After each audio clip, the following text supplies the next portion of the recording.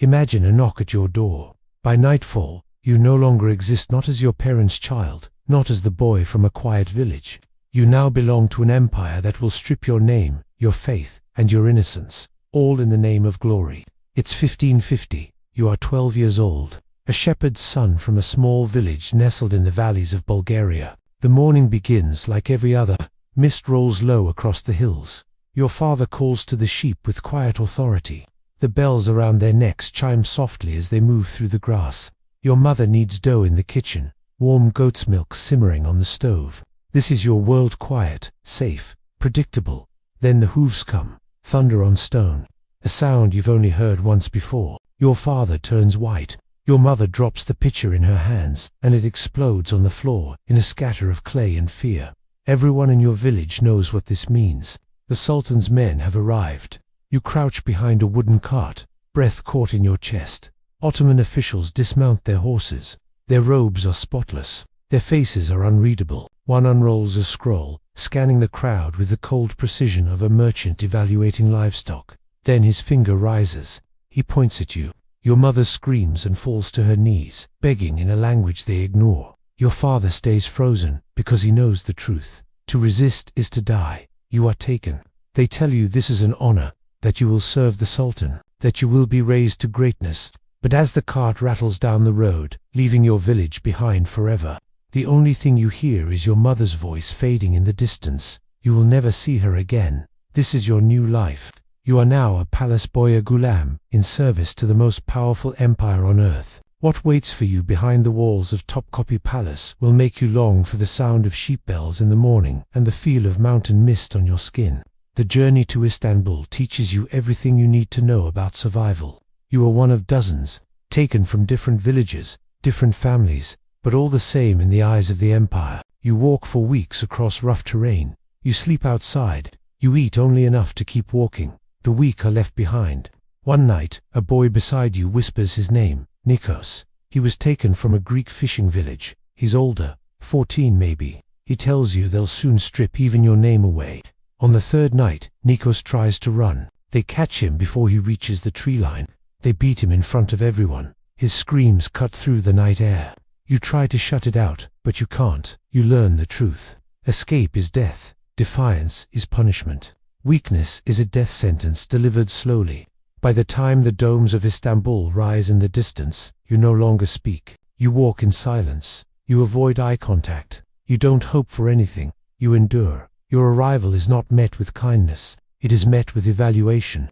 Ottoman officials separate the survivors into groups. They inspect your teeth, measure your arms and legs, test your reflexes, make you recite what little you know. They judge your value like a butcher examining meat. The most intelligent and attractive boys are selected for the palace school, the Enderun. You are among them. You think this means safety. It does not. They take your name.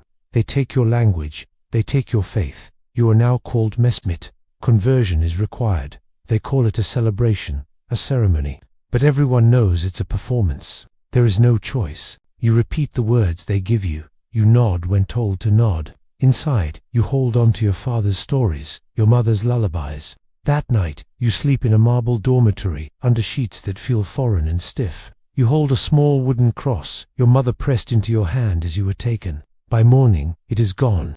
The education begins quickly. You study languages, Turkish, Arabic, Persian. You learn math, astronomy, law. You train in music and calligraphy. It is praised as the greatest education in the world. But it comes with a cost that no one speaks about.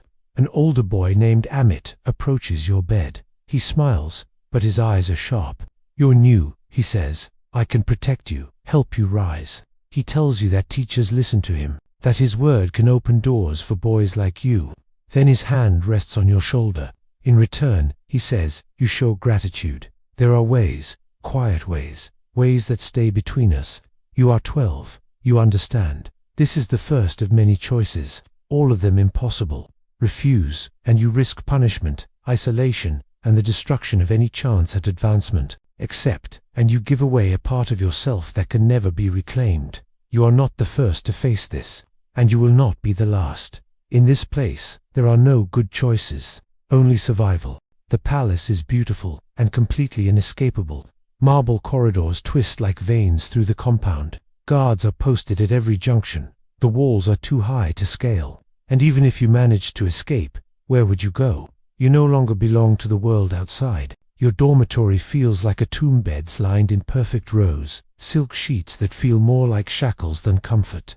You live under constant surveillance. Eyes are everywhere, watching how you sleep, how you walk, how you react when a hand lingers too long on your shoulder. And the worst part is, this place is designed to make you forget that any of it is wrong. The longer you stay, the more the palace teaches you how to disappear inside yourself. You learn to smile when spoken to nod with gratitude when offered a favor. You learn when to be useful, when to be silent, and when to accept what should never be accepted. The boys who rise the fastest are the ones who learn how to please not just academically, but politically and physically, and the system rewards them. Dimitri, a boy taken from a neighboring village, becomes one of them. Within months, he has silk clothes, private tutors, and the attention of powerful officials. But his eyes have gone cold. He no longer speaks of home. When new boys arrive, he watches them the way the guards once watched him. Others don't adapt. They disappear. Stefanos refuses. He avoids advances, keeps to himself, performs his duties without spirit. Slowly, he fades into something less than human.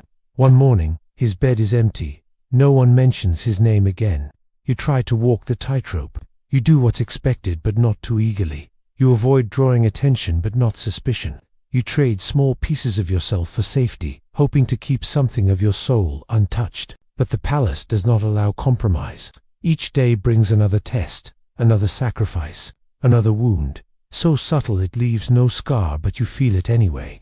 Outsiders rarely glimpse this hidden world, but sometimes they do. A Venetian ambassador writes of the strange intimacy between boys and their masters. He describes servants as young as 10, dressed in jewels, trailing behind older men with downcast eyes.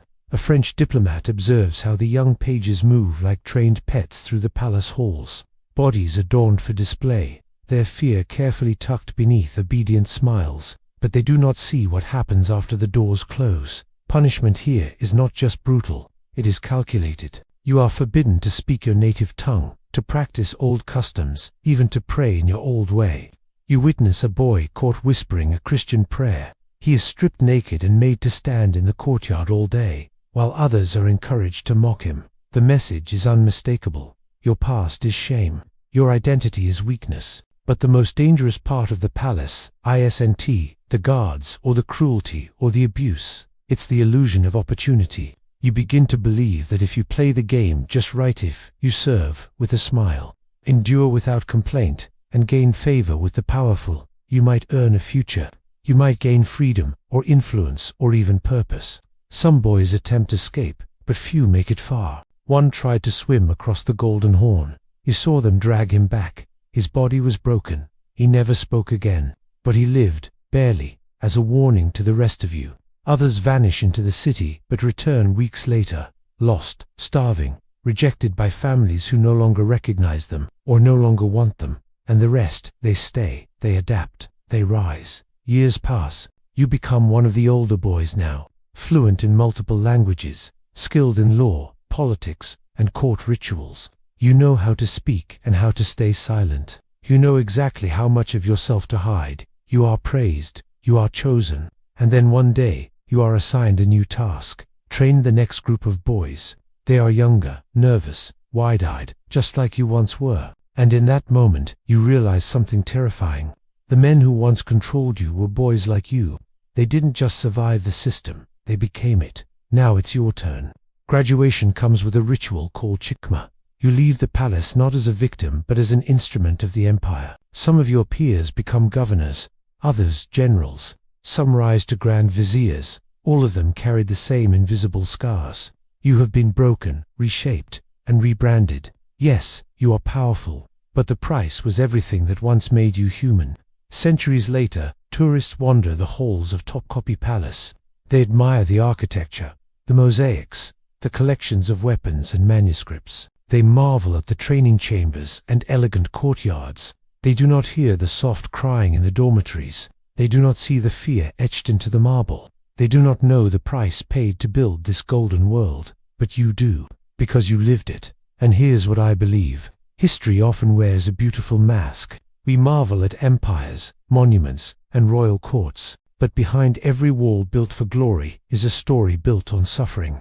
You, the unnamed boy I imagined, stand for the thousands whose names were erased, whose stories were ignored, whose pain was traded for power, and yet you endured. That alone makes your story worth remembering, not as a statistic, not as a servant, but as a person who survived the worst and still stood. Your ghost still walks the palace, and so long as we remember you, so long as we speak your truth, those halls will never be silent again.